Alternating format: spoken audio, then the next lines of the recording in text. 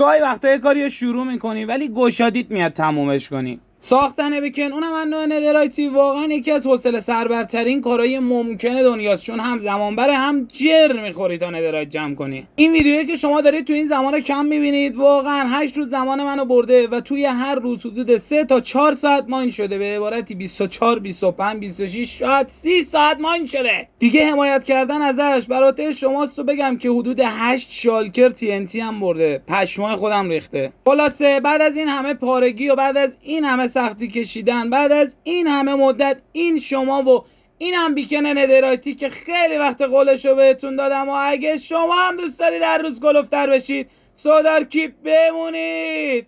دوستون دارم زیاد. آتیشا منو چه به حال خوب، چه سگ دوایی که نزدم واسه پول، به خودم میرسه نمیره جای دور.